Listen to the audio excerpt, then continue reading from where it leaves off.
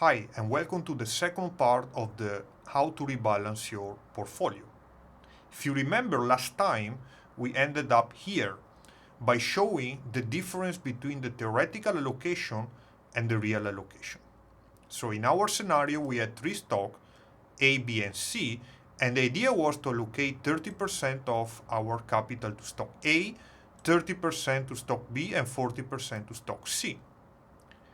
What we saw was that when we want to implement that for real, we may not be able to achieve exactly these numbers because there are some fees, because there may be some problem with the amount that you want to buy versus the price you pay.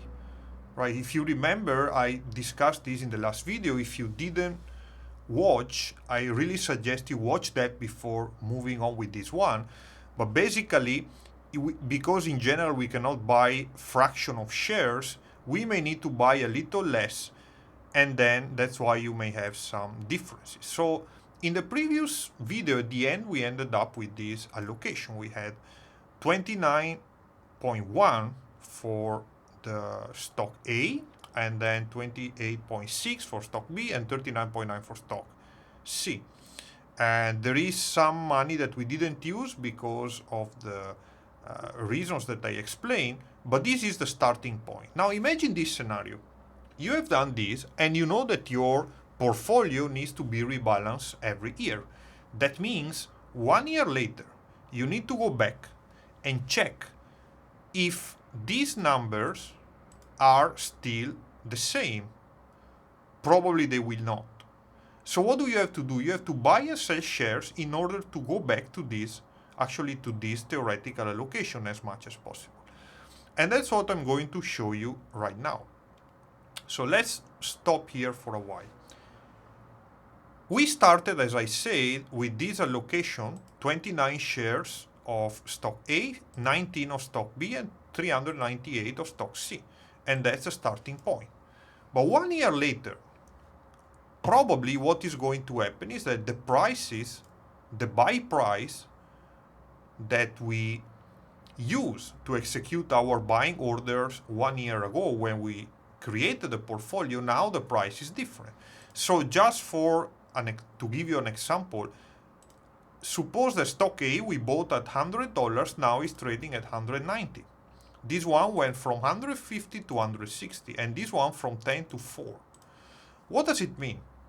It means that now the value of stock A is 5,510. This guy is 3,040, and this guy is 1,592, for a total value of 10,142. So overall, you gain some money because you started with 10,000, okay, minus fee, minus something, but now the value of your portfolio is up. What is the problem? Problem is that this allocation now, the current one, is quite different from the original one. Because remember, stock A we need to have 30%, but now it's actually 54.3%. This one is actually the same. This one should be 40%, and now it's only 15.7. So what do we have to do? Selling some stock A and buying some stock C in order to go back to these values, or as close as possible. And this is what I will show you now. Before doing that, I want to also include something that may be relevant, because 1 year later you may also have some funds that you want to put in your portfolio. Ideally, you should not take funds, because these kind of investment portfolios should be there for the long term, right? So in this case, I imagine that we have 500 cash that we can put in the portfolio. And this will complicate everything, right? Because not only you have to rebalance and get this percentage, but also you have to take into account this amount of money, okay?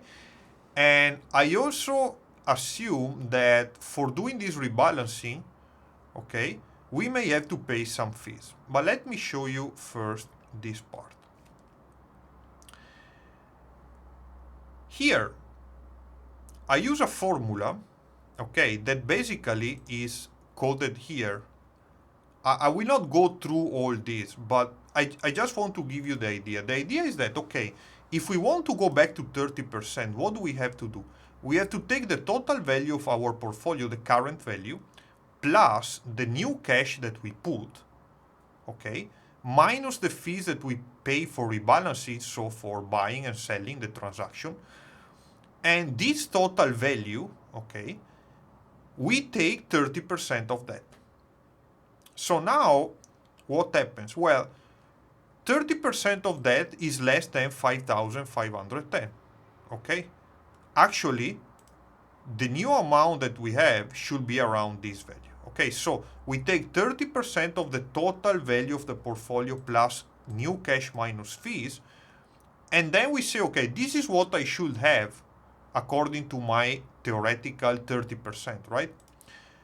I have actually this. So the difference of money that exists between the current amount and what I should have, that is the amount of money that I have to sell.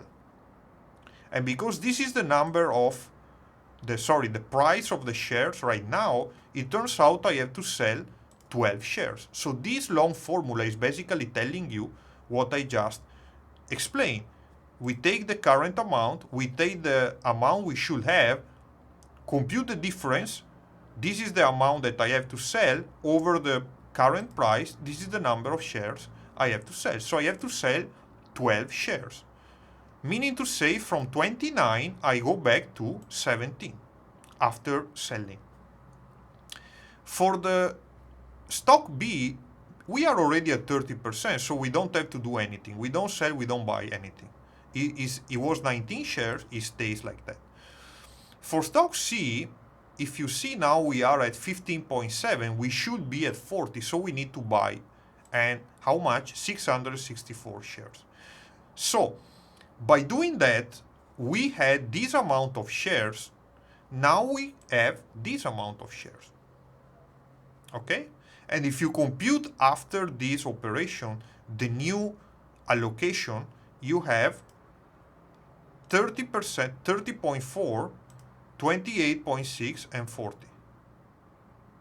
Okay? So, this means that with this new way to rebalance the portfolio, we end up again around these values. And if you look at the situation, because we cannot buy as when we created the portfolio, we cannot buy a fraction of shares, so we may have some discrepancies. What happened is that this is the new value of the portfolio after rebalancing. If you compare this with the previous value plus the cash minus the fees, you realize that we have some cash left, $104. So remember, when we rebalance and when we create a portfolio, we may have some cash left. We should not exceed, right? That's why we want to round to the lowest value in a way, so that we have ideally zero cash left, but we may have some cash left. And that's what you have to do, basically. In practice, selling 12 shares of A and buying 664 of C. I assume also that these are the buying prices or selling prices, but we discussed this in video number 1, that in order to get something close to these values, we may need to use some limit or stop limit order. This is something we already discussed. Okay? So this is more or less the idea. Now, I know that you may be wondering, okay, how do I do that in practice? You have this nice Excel, but I don't know how to create this formula here. What is that? I have no idea. So if you have any question about how to do that in Excel, you can let me know in the comments. I may make this Excel file available somehow. I will see how. But if you really need, if you think that you need this file because creating this formula is challenging, just let me know in the comments and I can find a way to make it available for you. With that, I really thank you for watching these 2 videos. I hope it was useful and it can help you rebalance your portfolio and understanding what is the logic behind. As usual, if you like it, put a like As I said, if you need the file or you want to ask me anything, write a comment, subscribe to the channel if you have not yet done so, and as usual, see you next time.